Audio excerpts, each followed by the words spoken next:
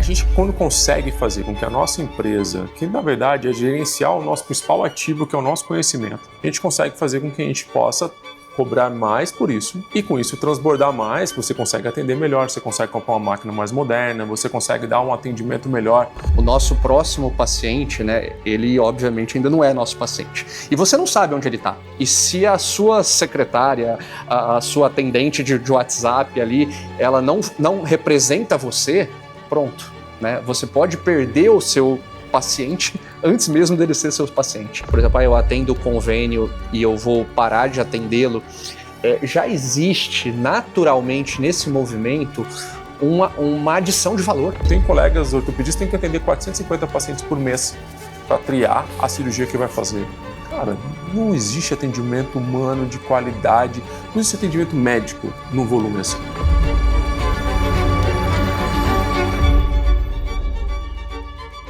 Bem-vindo ao GoDoctor Podcast, um podcast criado para você médico, porque a faculdade nos faz muito bem tecnicamente, somos muito competentes nas nossas áreas de atuação, mas a hora que você tira o jaleco e senta na cadeira de gestor, dono do seu negócio, empresário da sua vida, é que você realmente se sente sozinho e que não tem informação e com quem dividir isso.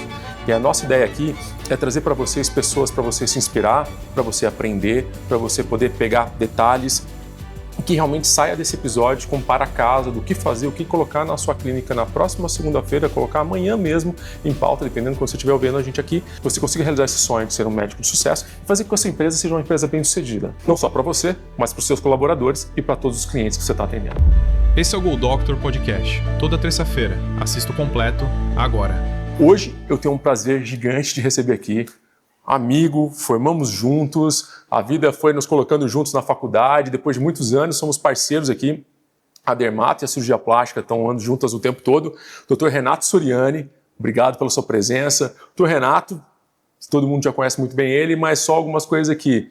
Dermatologista, mestre em dermatologista, já foi, chefe do departamento de laser da SBD, mais de 500 alunos atualmente nos cursos que ele dá. É um cara assim que para trazer as pessoas aqui, a gente tem uma curadoria muito específica, porque esse cara, para estar aqui, aproveitem, porque ele tem não só uma visão única da medicina, de muita paixão pelos clientes que ele coloca, mas também um desenvolvimento técnico, está sempre à frente das novas tecnologias, estudando e aplicando o conhecimento científico no dia a dia e sabendo encantar vocês como ninguém. Renato, obrigado por ter vindo. Obrigado, Antônio, pelo convite. É uma honra, um prazer. Primeiro pela relação de amizade que a gente tem há tanto tempo e justamente por seguir esse caminho junto, né? É muito legal isso, né? Da gente começar a oferecer essa opção para o colega que tem uma grande capacidade técnica, mas hoje a gente sabe que isso não é tudo, né? A gente precisa trabalhar algo a mais e tem muitos colegas que precisam desse tipo de conversa, desse tipo de conteúdo, para que a gente possa despertar neles a vontade de vão continuar sendo muito bons tecnicamente, mas vão buscar algo a mais na clínica, nas empresas deles. Isso é justamente isso que a gente está aqui para começar a passar para eles, se inspirar e entender qual o caminho e como que foi essa tomada de decisão, como que as coisas foram acontecendo na sua vida. Eu sei que hoje você tem sócios, né, no seu dia a dia, e agora tem unidades, né, unidade de Sertãozinho, Ribeirão Preto, tem Prudente também. Como que nasceu isso, Renato? Quando você estava lá na faculdade, na sua formação acadêmica, científica, né, de ter aquela coisa toda muito professoral, mas que você sentiu que tinha um jeito diferente de praticar a sua arte? É engraçado, né, Antônio? Porque isso hoje eu falo, depois que a gente tem a trajetória da gente, a gente fala o seguinte: não, isso foi tudo planejado, né? Eu comecei lá atrás, né? E tem muita coisa que a gente não planeja, né? Mas eu falo que tem algum momento da nossa carreira que a gente tem a virada de chave, né? E aí essa virada de chave, quanto mais cedo, é melhor. Eu não sei se você tem essa sensação, né? Mas às vezes hoje eu olho para a minha carreira e falo assim, pô, se eu tivesse virado a chavinha um pouquinho antes, né? Eu hoje poderia, claro, nós estamos super bem, super felizes, super gratos, mas a gente poderia estar um pouquinho mais na frente, né? Então acho que isso é importante, né? Quem está escutando a gente, que quanto mais cedo a gente virar a chave, melhor, né? Eu acho que a minha virada de chave veio quando isso não foi intencional, mas uma hora eu falei assim, não, eu acho que dermatologia e tecnologia vão caminhar juntas, né? E aí a gente começou a investir em tecnologia. E quando você investe em tecnologia, você sai um pouco só da parte técnica, né? Porque as máquinas custam muito, né? E você tem que racionalizar isso, né? Eu quero oferecer o melhor tratamento para o meu paciente, mas eu não posso sair comprando todas as máquinas, elas também não vêm de graça, né? A gente tem que pagá-las. Então, aí foi quando eu comecei a ter que buscar esse conhecimento empresarial da coisa, né? E aí veio, né? Veio outras unidades, veio sociedades, acabou nascendo disso também, do interesse de tecnologia, o braço de ensino, porque hoje, basicamente, a gente trabalha ensinando os médicos a aplicarem as máquinas, né? Então, a pessoa compra a máquina e vai fazer o nosso curso. Então, eu acho que foi isso. Acho que quando eu entendi que dermatologia e tecnologia iam seguir juntas e entrei nisso, eu acho que foi minha virada de chave. E você acha que tem que a gente fala muito em mentalidade, né? Mentalidade médica, às vezes a gente precisa mudar algumas coisas de como que ele se percebe. A gente, principalmente que fez USP, uma faculdade uma faculdade estadual, mais conservadora nos costumes, na visão de como que enxerga a medicina, algumas coisas dessa mentalidade a gente demora um pouco para quebrar. Eu demorei muito para fazer isso, né? Quando a gente fala de exposição, quando a gente fala de vendas, alguma coisa assim. O que você acha que lá atrás, se você olhasse para trás hoje, nisso de ter antecipado, né, feito mais rápido isso, qual é o ponto da mentalidade que você acha que poderia ter mudado, que teria acelerado esse processo para você? Eu acho que basicamente, né, é quebrar os preconceitos que nós temos, né? Então, assim, eu acho que se eu tivesse quebrado esse preconceito antes, né, que você falou, nós estamos formados numa universidade estadual, uma universidade que qual que era a nossa carga horária de gestão ou de administração de uma clínica zero, né? E aí segue por uma residência médica também que também não abordava isso, né? E além de não abordar, você fica meio que com receio, né? Não, mas a medicina é um sacerdócio, claro que a medicina, qual que é a base da medicina? É você fazer bem ao próximo. Qual que é a base de qualquer prestação de serviço? É você encantar o seu paciente, o seu cliente, né? Mas tudo isso precisa de outras coisas, né? Você vai construir uma clínica, né? Você acabou de construir aqui, o pedreiro precisa ser pago, né? O arquiteto precisa ser pago, o material precisa ser pago. Então a gente tem que ter essa coisa que você tem que ser bom tecnicamente, mas a sua empresa tem que se sustentar economicamente e não tem mal nenhum e pecado algum em você estudar para fazer isso de uma forma correta, né? O que eu falo para os mentorados lá na Go Doctor é exatamente isso, porque a gente, quando consegue fazer com que a nossa empresa, que na verdade é gerenciar o nosso principal ativo, que é o nosso conhecimento, e fazer com que ele chegue para as pessoas de uma maneira diferente, com valor agregado maior, valor realmente tangível, não só maquiado nessa entrega, mas que ela receba mais da nossa ação, a gente consegue fazer com que a gente possa cobrar mais por isso, e com isso transbordar mais, você consegue atender melhor, você consegue comprar uma máquina mais moderna, você consegue dar um atendimento melhor para o seu paciente. Eu sempre entro em discussão com pessoas que estão entrando na mentoria da questão de que quem atende melhor? Aquele cara que atende 6 pacientes por hora no convênio ou alguém que realmente está preocupado numa entrega mais robusta e perfeita para o seu paciente? E aí nisso que vem a minha próxima pergunta. Como que você mapeia os pontos de contato que você tem na clínica com o paciente, desde a hora que ele ouve falar no nome da Renascença, ou de você, ou da Lilian, né, quem está ali com você? Você consegue mapear isso? Você tem isso claro para você?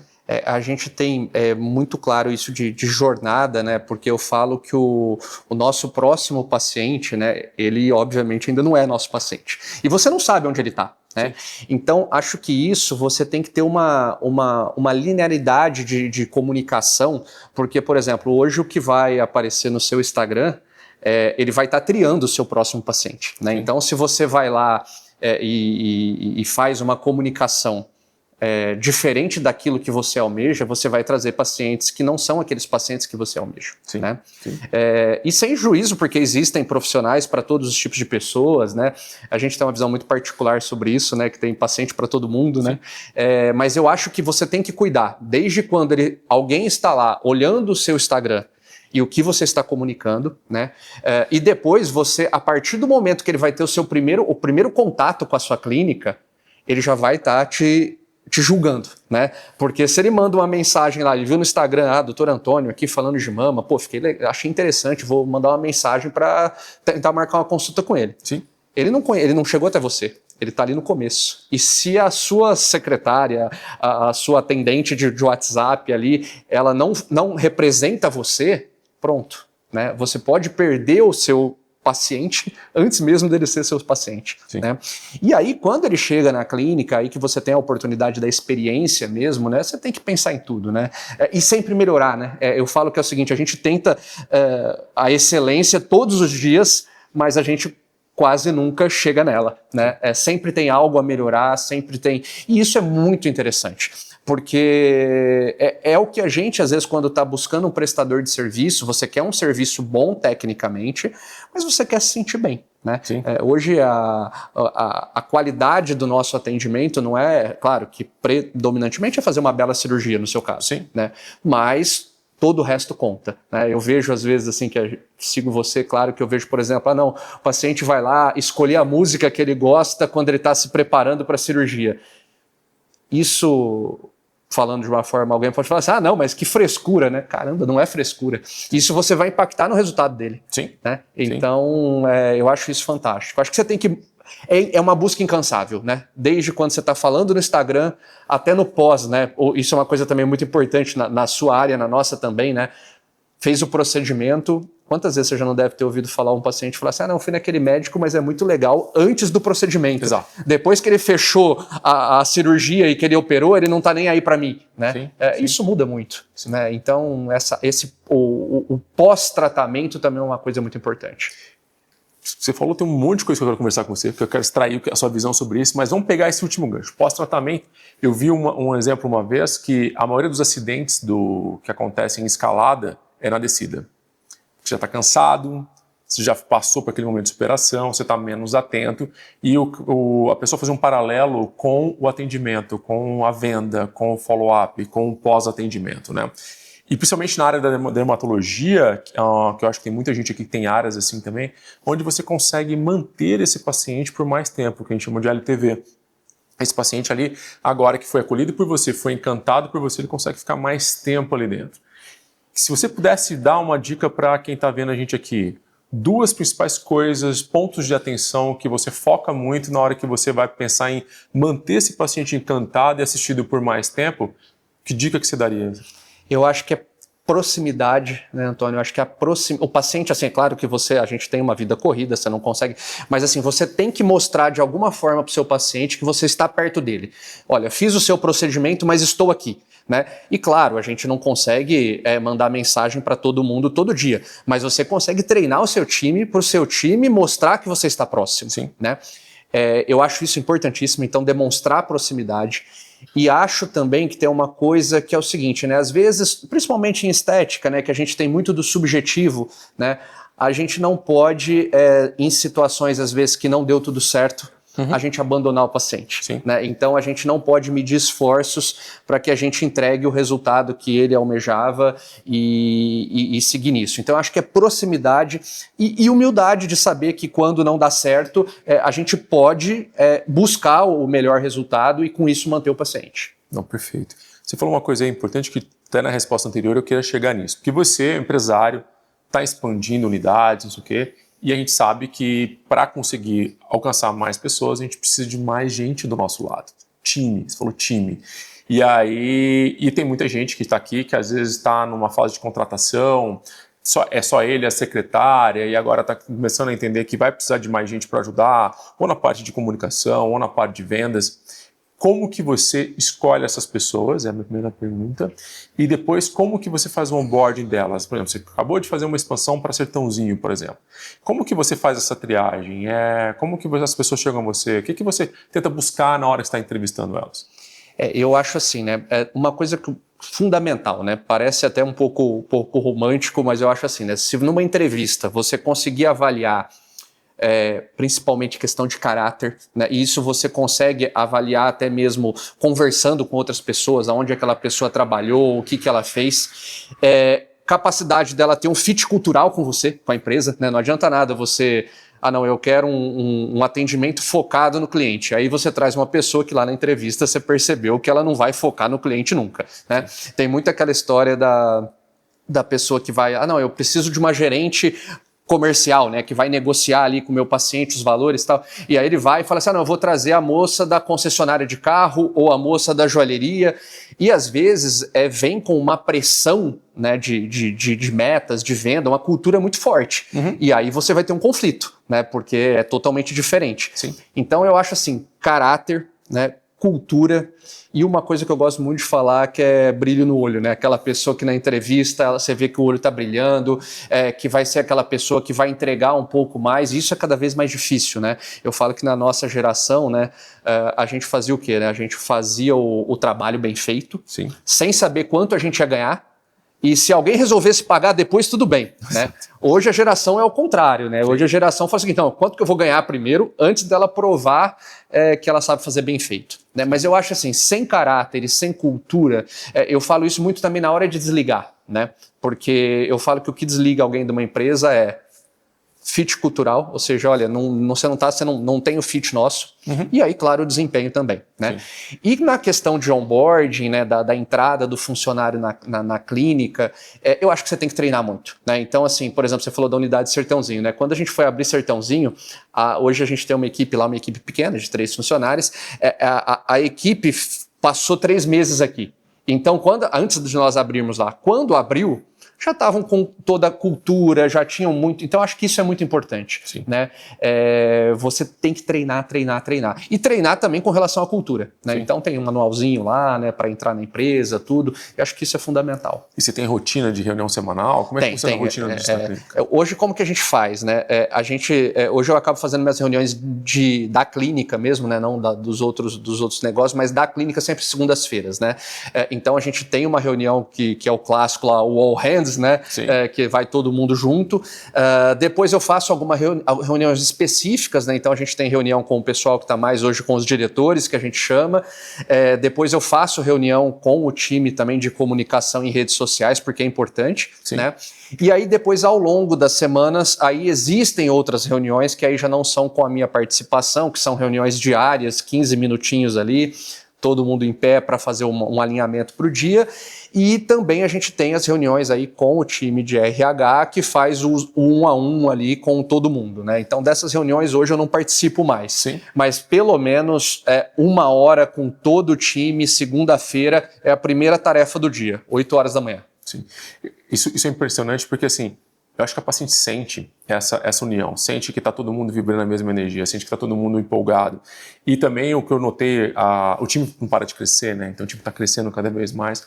E que também, quando você coloca todo mundo junto, você consegue perceber que as outras pessoas do time começam a perceber quem naquele dia não está legal, quem que precisa colocar para cima, sinaliza, então para que mantenha todo mundo mais ou menos na mesma energia e pulsando no atendimento do paciente. Eu tenho uma analogia que eu falo muito pro meu time, né, que até é meio batido assim, mas eu gosto de falar, que é o seguinte: quem ganha os 400 metros, né, no atletismo, né, nem sempre é o mais rápido, é o que faz a transição do bastão bem feita.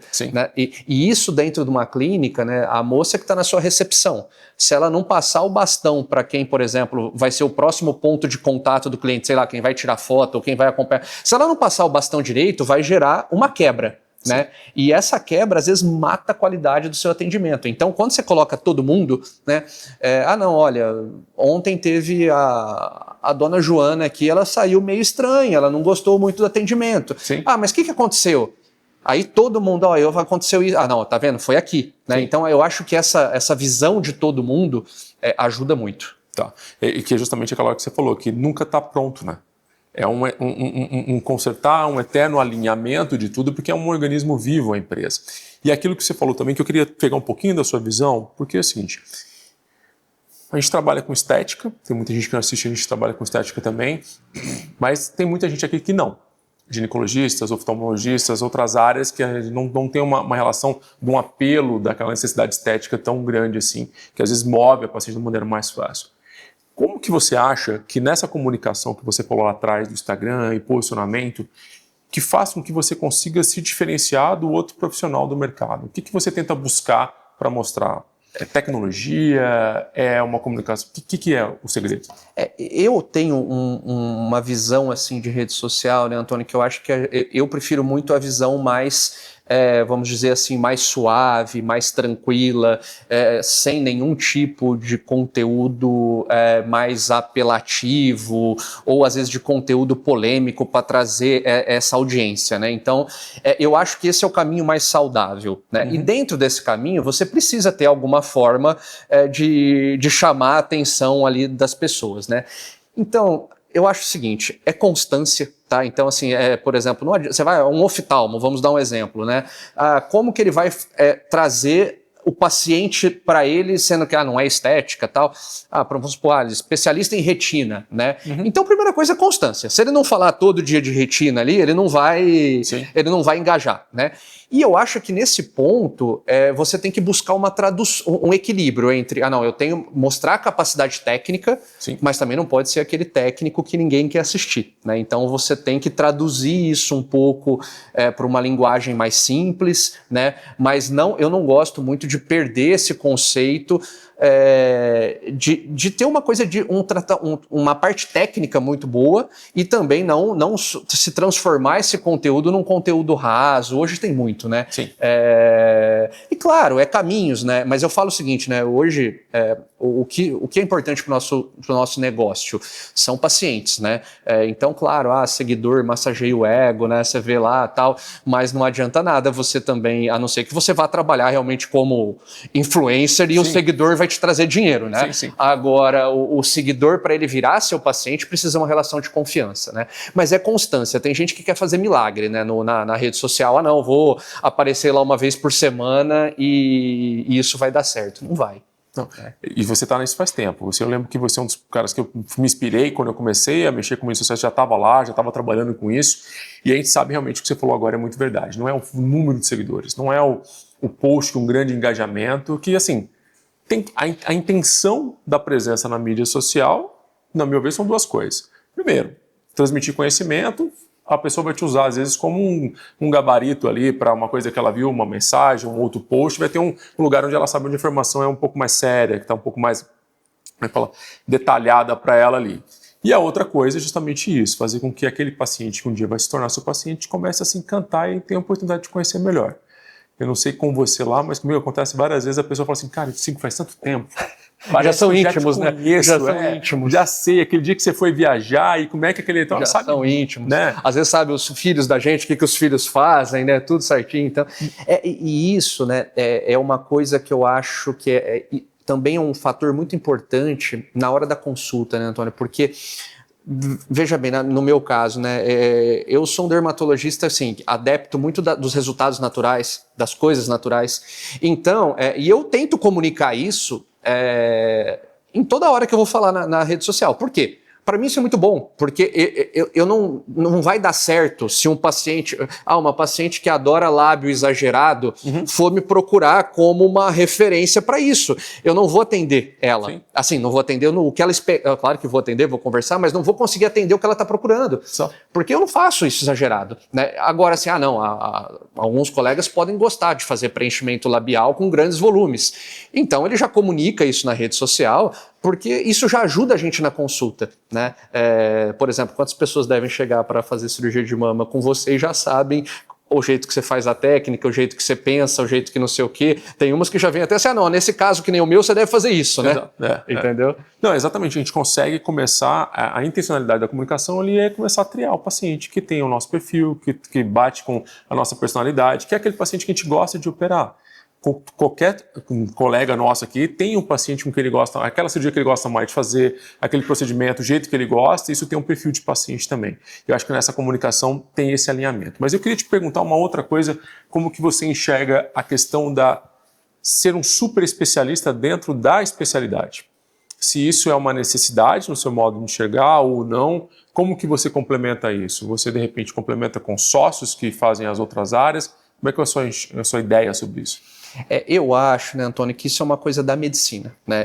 Eu brinco muito, né, que hoje, se você tiver problemas ortopédicos em muitos lugares, você precisa ter uma semana só para ir no ortopedista, né? Porque dor na mão, no ombro, no joelho, você tem que ir em todos, né? E assim, eu acho que isso é uma coisa que acontece em todas as áreas, né? Na cirurgia plástica você tem suas preferências, né? E isso vai te levando numa especialização natural, porque, não, eu faço tantas mamas no ano, né? Obviamente que você vai adquirir uma experiência muito grande naquilo, né? Só que nós, como clínicas, né, não podemos falar o seguinte, não, eu vou só fazer isso e não vou atender as outras coisas dentro da minha clínica, né? Então, hoje a gente resolve muito assim, né?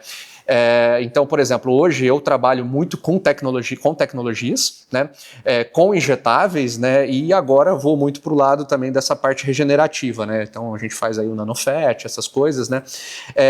Cabelo, né? Eu tenho a solução em casa, né? Que a Lilian que faz mais. E aí, as outras dermatologistas do time, a gente até tenta como uma estratégia de fazer com que elas tenham uma carreira de sucesso, que elas vão para alguma área que nós não fazemos bem, né? Ou que nós não fazemos, que nem, por exemplo, eu tenho mestrado em psoríase, né? Sim. Só que chegou um momento que eu tinha que escolher, ou vou fazer estética, ou vou tratar psoríase.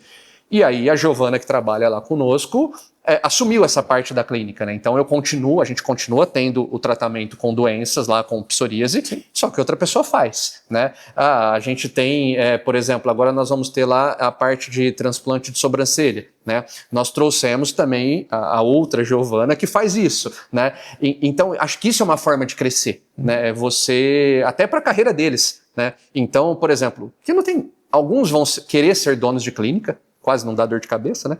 A gente dorme tranquilo toda noite. Sim. E outros vão fazer uma opção de vida mesmo, né? Por não ser, né? E vão ser sócios nossos, vão trabalhar conosco. E aí, para essas pessoas, né? Se eu tivesse que direcionar a carreira delas, né? Eu não posso chegar aqui, eu tenho que... o Antônio adora mama, né? Eu vou trabalhar na equipe dele e vou para outra área, né? Então, acho que isso é uma estratégia interessante para os dois lados. Sim. Para a clínica e para o profissional que também está trabalhando junto.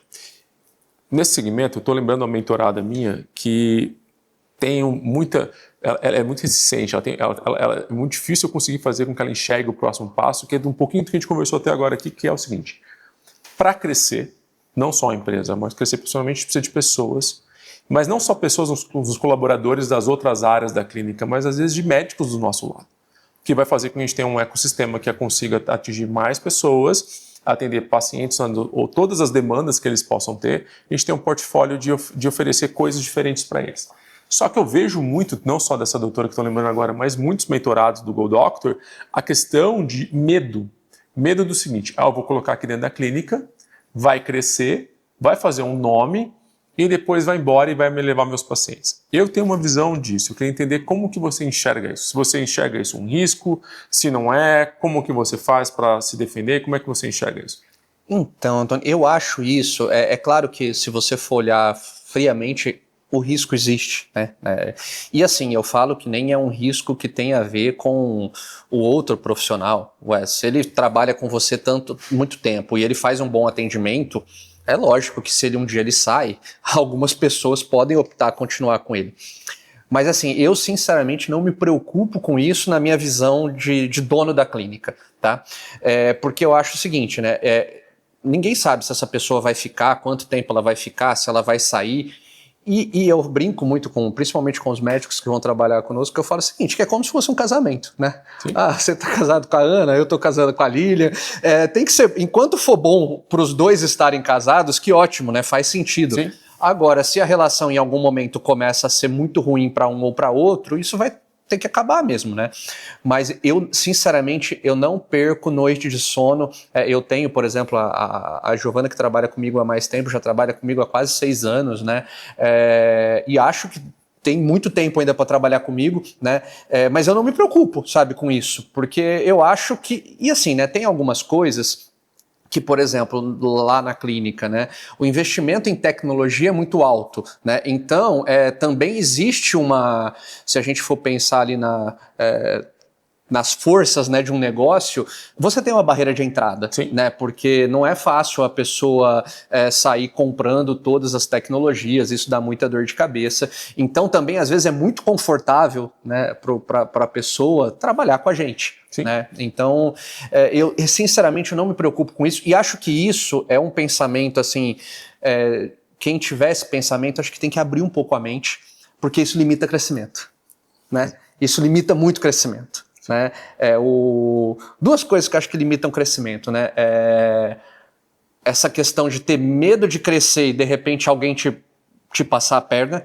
E outra coisa, principalmente eu brinco quando eu falo de médico na terceira pessoa, que às vezes a gente deixa a vaidade um pouquinho acima de qualquer outra coisa, né? É a preocupação com a concorrência, né?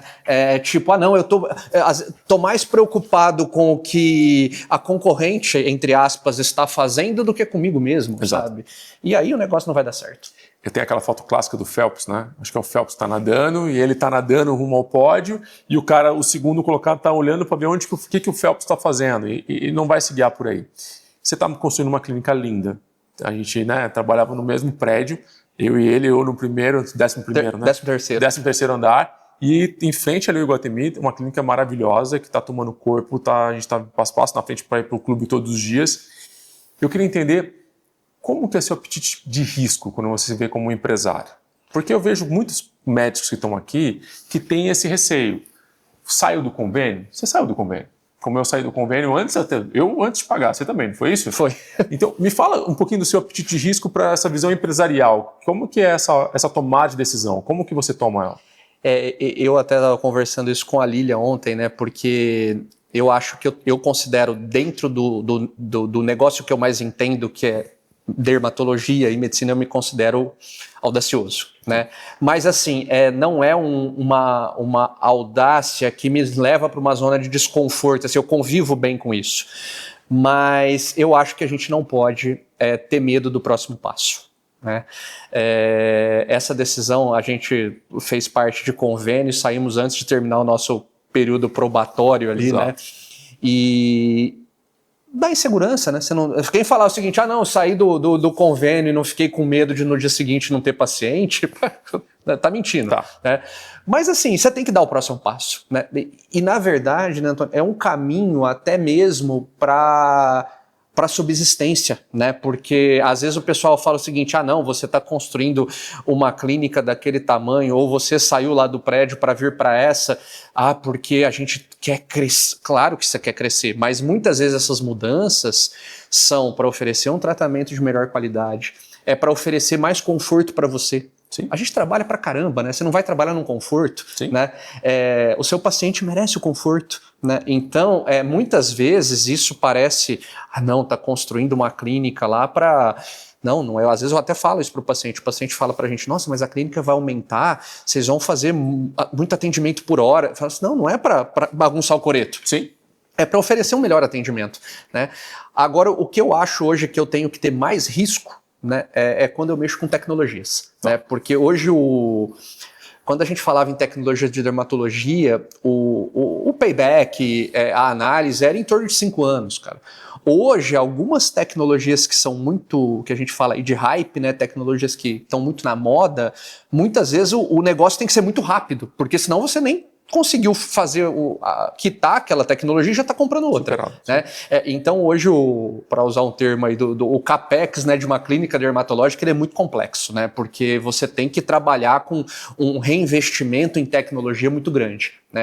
Então acho que isso é onde funciona o maior risco. Né? Construir prédio, que nem a gente está fazendo ali, novo e tal, não me tirou muita noite do sono, até porque assim, você estava em prédio lá, você sabe, né? Prédio tem várias vantagens, sim, mas também tem muita coisa que às vezes quando a gente quer crescer não permite. Né? Mas eu me considero, sair do convênio quando achei que tinha que sair, falei, vou sair, vai dar certo, e deu. Né? Só que você não pode também não se preparar para isso, né? Talvez seja o principal erro, né?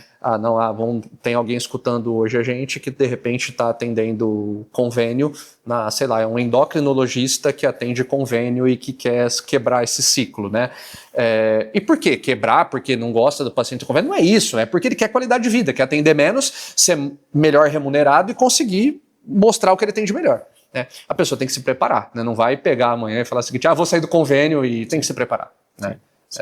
E nisso, né, se preparar, eu vejo que eles têm algumas dificuldades. Pelo menos eu escutei essa pergunta ontem, tá? De uma mentorada.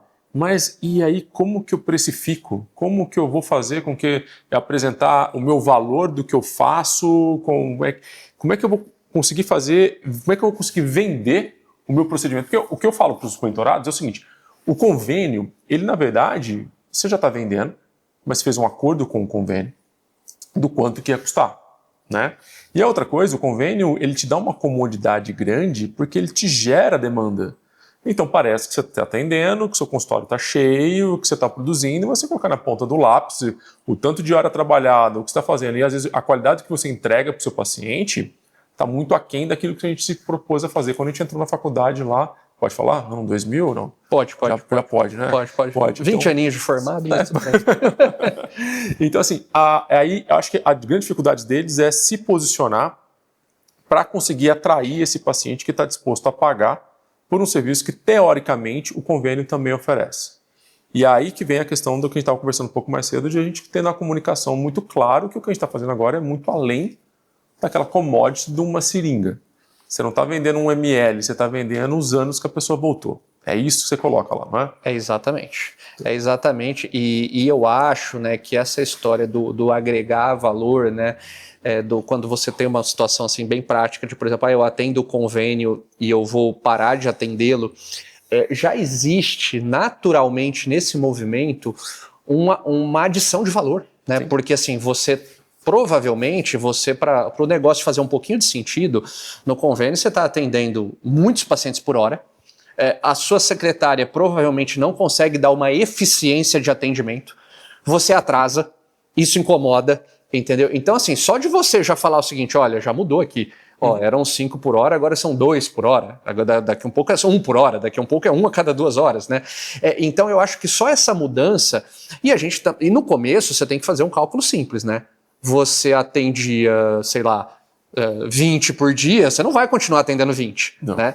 Só que você vai atender 10, Sim. 8, sei lá, com mais qualidade de vida, né? Com mais qualidade também para expor seu trabalho, e provavelmente você não vai ter, mesmo que você não conseguir às vezes trabalhar no valor de consulta do que os tops da especialidade trabalham na sua cidade, mas você provavelmente vai ter um rendimento bom, né? E o seu paciente vai entender isso. Sim. Né?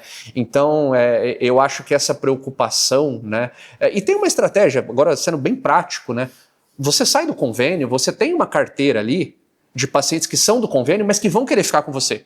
Então você monta uma estratégia de reter esses pacientes, né? Olha, minha consulta vai ser, sei lá, R$800, mas para esses pacientes que já são meus aqui, nos primeiros meses eu vou fazer 400, sei lá, entendeu?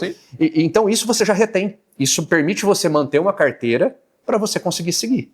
Perfeito. Então eu acho que isso Bom, eu sinceramente acho que não é porque a gente saiu e deu certo, né? Sim. Mas eu acho que convênio é uma coisa muito complicada porque é um contrato que você faz com o seu paciente, mas que não foi você que determinou as condições. Exato, né? Exato. E acho que exige da gente, uma vez eu escutei essa frase, ela me marcou, porque o convênio você acaba dando o seu resto para o paciente, porque você está assim, do plantão, aquele volume de pacientes. Eu tenho colegas ortopedistas que têm que atender 450 pacientes por mês para triar a cirurgia que vai fazer. Cara, não existe atendimento humano de qualidade, não existe atendimento médico num volume assim. Ali no máximo você está olhando um exame, passando um remédio. Então não é isso que a gente se propôs a fazer lá atrás, e o paciente sabe disso.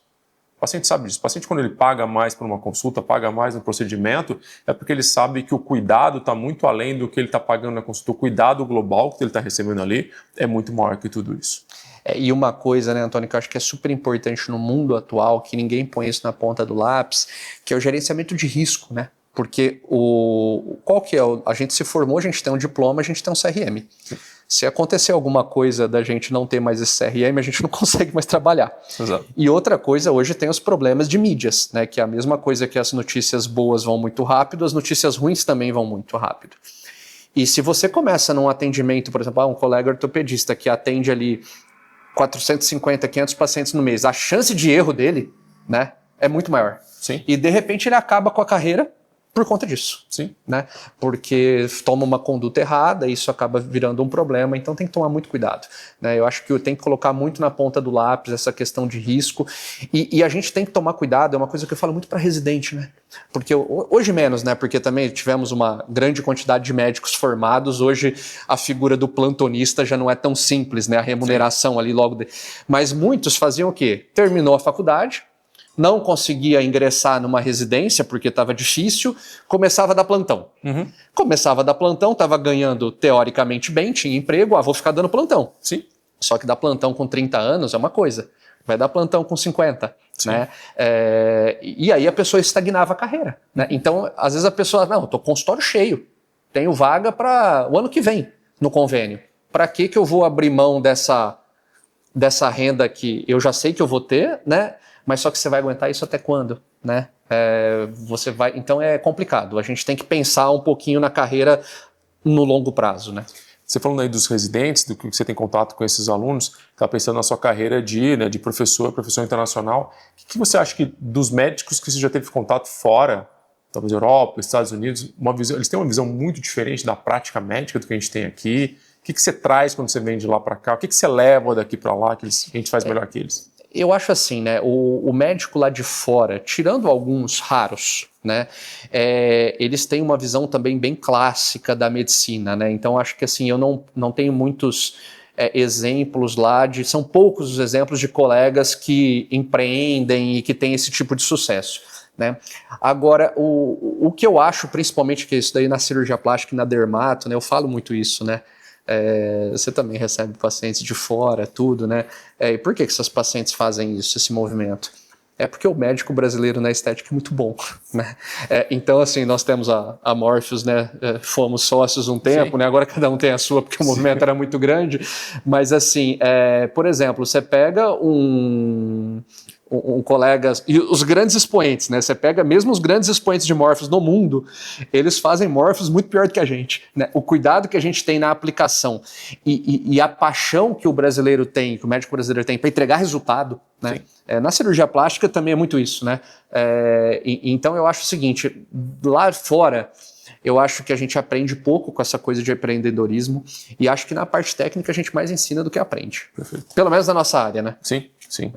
E me fala uma coisa, onde você se recarrega? Como é que você vai jogar bola lá no Morumbi? Onde que você pega energia para fazer o que você faz? Você sabe que isso eu mudei muito, né? Principalmente nesse último ano, porque eu fazia muito... Eu tinha academia, né? E a academia nunca me desestressou, cara, porque aquela coisa de você vai lá, fica carregando peso, e aí eu fico pensando, né, no que está acontecendo na clínica na hora da academia. Então, esse ano eu fiz 2 mudanças, que eu falei assim, não, tenho que mudar até para dar qualidade de vida, de contato com a família, né?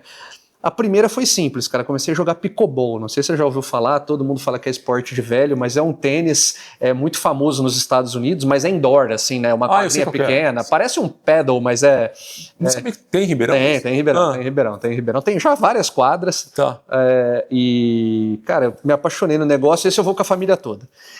E esse foi tranquilo. Agora, outra decisão, nem adianta chamar que eu não vou jogar com você pelo menos nos próximos 5 anos, foi tentar começar a jogar tênis, cara. Legal. Aí eu descobri que, olha, tudo no mundo é fácil de aprender, menos jogar tênis. E aí, assim, eu já tô quase perdendo do meu menino de 9 anos, mas essas coisas têm me ajudado muito, sabe? Então, assim, esportes que eu falo que você perde e ganha, né? Então, isso para quem é competitivo é muito bom. Sim. Né? E vou nisso, né, cara? E adoro viajar e comer, né, cara? O problema é do comer que engorda, né? Mas aí a gente tenta... Depois entra no monjaro, exatamente, tudo, né? E faz uma compensação. Exatamente. Mas é isso, cara. Eu acho que... Você vê, né? A gente... tem uma amizade grande, mas quantas vezes a gente se encontra num momento social, né? Acho que a última vez foi um almoço quase nessa época, o ano passado, né? Numa feijoada. A gente trabalha demais, né, cara? E assim, você tem a mesma coisa que eu, né? Você trabalha junto com a sua esposa, né? Sim. E isso eu falo que é muito bom, por um lado, né? Porque a gente sonha junto, a gente constrói junto, a gente quebra a cara junto, se ajuda junto. Sim. Só que é aquela coisa que você tem uma falsa ilusão que você está sempre muito próximo um do outro, né? E nem sempre você... eu às vezes não vejo a Lilian na clínica. Sim. Né? Entendeu? Eu entro por um lado, ela sai por outro, a gente não se vê, né? Então a gente tem que tomar conta disso. Isso eu estava falando também faz um mês com um mentorado, que Você traduziu o que eu falei em palavras muito mais inteligentes. Mas essa coisa de a gente está próximo, mas não está. Porque a gente está próximo, eu e a Ana, às vezes numa relação laboral. Mas não na relação de parceiro, de estar perguntando, e aí, como que você está? Você está bem? Às vezes conversando sobre uma coisa que, sabe assim, do futuro, a próxima viagem, aquela coisa do parceiro, sabe assim, de estar junto do casal. A gente está próximo no dia a dia, mas conversando sobre quanto que te foi de verba no marketing, quanto que vai ser aquela... Então, coisas do dia a dia da clínica, né? E ontem, né, você está falando isso aqui, imediatamente me veio na cabeça. A gente estava discutindo, a gente tem um evento lá em Orlando agora em julho, a gente estava decidindo uma casa que a gente vai ficar uns dias lá, e aí... a gente estava discutindo a casa, de repente veio um assunto da clínica no meio. O que a gente fez? Mudou para o assunto da clínica, e aí hoje de manhã eu vi a Lília escolhendo a casa sozinha, ou seja, o casal foi discutir o trabalho e a viagem mesmo ficou com uma decisão lá dela, na hora, lá rapidinho, porque tinha que decidir. Então isso é uma coisa que a gente toma cuidado muito grande, eu estava falando com esse mentorado justamente isso, eu acho que meu jogo mudou quando minha esposa alinhou o propósito de vida com o mesmo, entendeu? Da clínica, o mesmo job, o mesmo trabalho. Vocês ainda são especialistas da mesma área, mas a Ana veio da arquitetura. Quando eu consegui fazer que isso aqui fosse a paixão da vida dela, é impressionante como mudou, assim. A gente tem o mesmo sonho, a gente divide as mesmas coisas.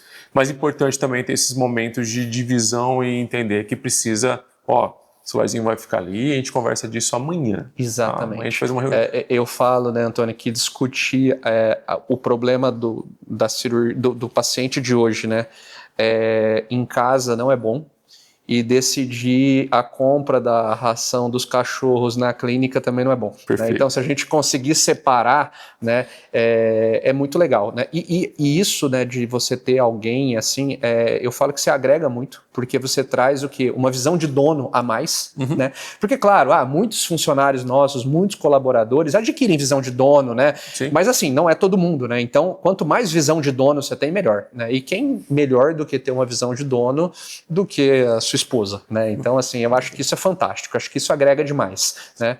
Mas tem que ter o bom senso e também dentro do negócio, né, da gente se respeitar muito, porque tem decisões que vão ser divergentes. Sim. E não tem caminho, né? A clínica, que nem vocês tiveram que chegar num acordo se vocês iam mudar para cá ou não. Exato. Se um falasse, vamos continuar no prédio, o outro falasse, vamos mudar, e vocês iam ficar brigando e não ia decidir nunca, né? Tinha que chegar num acordo. Então, chegamos num acordo. E uma coisa que eu falo para a Lilian também, né? Chegou no acordo, tem até uma coisa de gestão que o pessoal fala muito em inglês lá, mas eu não vou lembrar o nome aqui, mas é que assim, chegou no acordo, não tem mais desacordo, né? Então assim, tipo, decidimos mudar, você era contra mudar. Sim. Tá bom, a partir de agora que decidiu mudar, você é a favor. Tá decidido. Nunca mais volta no assunto, não te falei que não era pra mudar, entendeu? Porque isso é problema na certa. Não, perfeito. 2 perguntas pra gente acabar, que o papo, senão a gente vai ficar aqui até amanhã, que tem muita coisa pra conversar. Para onde você acha que a dermatologia vai? O que são os desafios do futuro da dermatologia? Eu acho que dermatologia ainda vai desbravar muito tecnologia, tá? Eu acho que não dá para entender a dermatologia sem tecnologia no futuro. Acho que cada vez com máquinas mais inteligentes que vão fazer tratamento com mínima dor, com praticamente ausência de tempo de recuperação e com resultados mais naturais. Eu acho que isso é um caminho dentro da tecnologia. Acho que também não tem como pensar a dermatologia sem pensar nesses tratamentos regenerativos, tá? Eu acho que isso é uma coisa que vai chegar cada vez mais, né? É claro que isso chega muita coisa não científica, né? Então, assim, também tem que separar ali o joio do trigo. E acho que tem uma outra coisa que vai chegar na dermatologia, acho que isso vai chegar em todo lugar, né? Na sua clínica aqui já deve ter um monte de coisas disso, que infelizmente, a inteligência... Infelizmente não, né? Felizmente, a inteligência artificial vai permear muito as nossas coisas, né? Então. Mas assim, não vai substituir a gente, eu acredito, tá? Pelo menos nós não, talvez lá pra frente alguma coisa assim, mas nós não. Mas eu acho que a gente tem, né, hoje, até mesmo por eficiência operacional, então eu falo, né, a gente acabou de fazer um concurso lá na clínica, né, um concurso cultural que se chamava Faz Aí, né, que era uma brincadeira aí, e que a gente desafiou todo mundo da clínica a produzir uma solução de inteligência artificial dentro do que ela fazia, né, então a copeira podia fazer, a menina da rede social podia fazer, E justamente por isso, não era para elas ganharem o prêmio, uma só ganhou, mas era para que elas começassem a enxergar que não é que a inteligência vai substituir ela, mas se ela não aprender, ela vai ser substituída por alguém que aprendeu. Né? Então eu acho assim, tecnologia, regenerativo e essa inclusão aí dentro do conceito de clínica e até mesmo na tecnologia, né? Porque, por exemplo, vai chegar um momento, isso acho que chega rápido, que eu vou fotografar o seu rosto e aí a hora que eu fotografar o seu rosto, ele já vai lá para a máquina e vai falar assim, olha, os melhores parâmetros para o Antônio seriam esse, e aí você concorda, aí na outra sessão, a segunda sessão a gente fotografa e aí ele vai falar, olha, o Antônio melhorou tanto, então aqui eu acho que é isso, sabe? Então acho que esse cérebro acessório, ele vai chegar rápido, tá?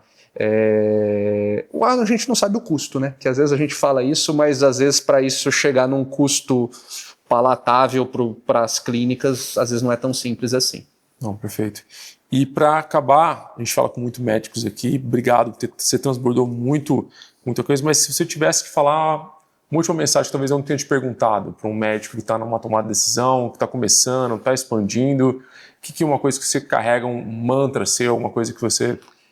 Bom, eu sempre falo, tem uma frase, eu vou falar duas coisas, mas a primeira é uma frase que eu acho que nos últimos 2 anos eu quase encerro todas as minhas aulas com ela, que é uma frase do Jocko Willink, que é um ex-CEO da Marinha Americana. Ele tem um livro que chama Responsabilidade Extrema e ele tem um outro que chama Disciplina e Liberdade. E nesse Disciplina e Liberdade ele tem uma frase lá que é assim, que não adianta você usar atalhos, que cortar caminho não leva ninguém a lugar nenhum, né? Então assim, eu sempre, se você entrar às vezes no meu WhatsApp, lá vai estar sem atalhos, né?